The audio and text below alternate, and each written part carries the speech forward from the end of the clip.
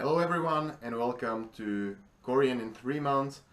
This is my fourth video where I will show you how I learned in the week 4 of my challenge, where I tried to learn Korean in just 3 months to fluent level. I have one issue that I want to talk about this week, and it's way too many sources out there, materials. There are applications, there are videos, there are articles, there are books, there's, you name it, so many materials about studying Korean. And someone would say, well, that's a good problem to have, that not having any. Well, that's true, but you have to know how to limit your choices, not to get overwhelmed, which exactly happened to me. There were so many different sources and materials that I just got overwhelmed. I wasn't learning that much actually. So what I've done, I wrote down all the sources of Korean that I used in past 3 weeks. I made a list and then I applied Pareto principle, 80-20 analysis, pretty much what 20% or so of materials gave me the most. So I did that and here is the result. So these are the materials and sources that I used. Memorize application, which is like advanced flashcard application. Anki flashcard application. Conversation with a native speaker on italki.com. Free online courses of Korean language on coursera.com. Reading a comic book. 10 billion of Korean learning videos. Korean phrase book. Actual flashcards on paper. Hello Talk. So these are the main sources that I used in past 3 weeks. Few minutes later. Okay, here we go. And this is my choice. First, Memrise and Anki flashcards are good applications, but I don't really like it that much because I spend way too much time in front of a screen. So I just eliminated those two. Doesn't mean that I never use it. It means that I don't feel obligated to use it. I use it occasionally. What I use the most now, what I feel that the benefit is the strongest, are italki lessons with native teacher. Coursera.com has been so far the backbone of my study. I like the course and it teaches me the basics, how to speak. I like it. Reading book, for that it's way too early. YouTube videos. This one is optional because it's not necessarily what I would do every day, but I found videos that are somehow fun and I watch it because I want to. Phrasebook I found useless. It's maybe good for tourists when you go to the country for 1-2 weeks and you just want to learn to say couple things. What I found really useful are actual flashcards. I learn vocabulary really fast and I prefer actual flashcards. And Hello Talk. The whole application is more about texting than Skyping, so I haven't used it in a couple days now.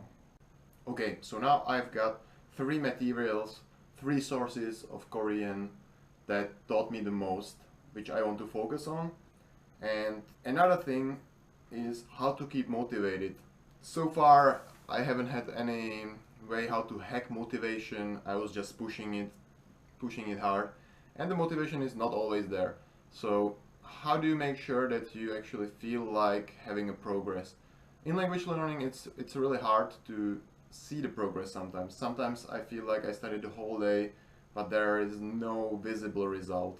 And after a conversation on Skype with my friend yesterday, I decided to make like a visualization board where I will display my progress. So let's do it together.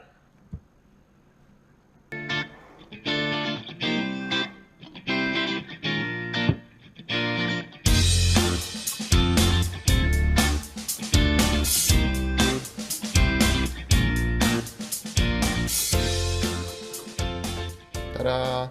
So okay, I know it's not the most beautiful checklist you've ever seen, but it will do for now.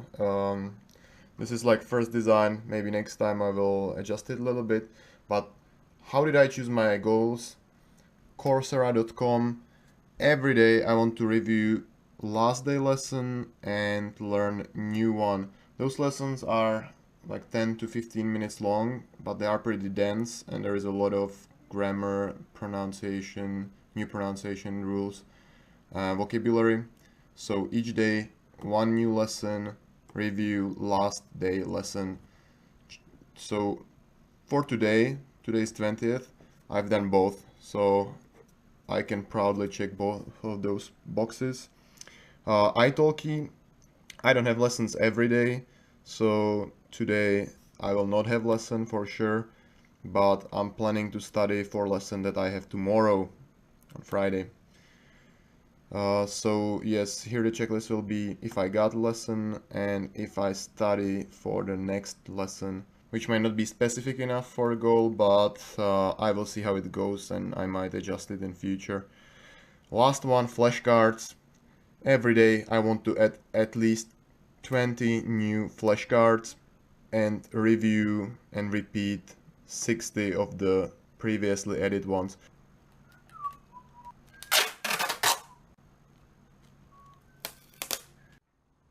So the checklist is finally on the wall and I can start tracking what I've done today so far. Just Coursera, still have the flashcards to do, maybe a little bit of studying for the next italki lesson, and yeah, that's pretty much it.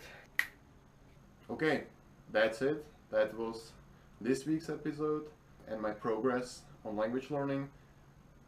Till the next week, I would like to improve one major thing that could be a huge, huge, huge. Like, so far, the fact that I have Korean girlfriend didn't really matter that much because we don't speak Korean at all together at this moment. So my goal till the next week would be to find out a way how to hack our relationship, how to prepare our relationship for speaking as much Korean as possible, and for me to learn as many phrases that I can use in everyday life and really start speaking Korean together. That would be major, huge, major step because we see each other every day, we speak together every day, and if I get to the level of Korean that I can say the basic stuff, it could play a major role in my improvement. So that will be the thing that I will focus on in the next week. Alright guys, that's it for this week's episode. So I will be looking forward to seeing you in the next week, and also don't forget to take a look at my Facebook page where I post more pictures, more posts pretty much every day. 안녕히 가세요.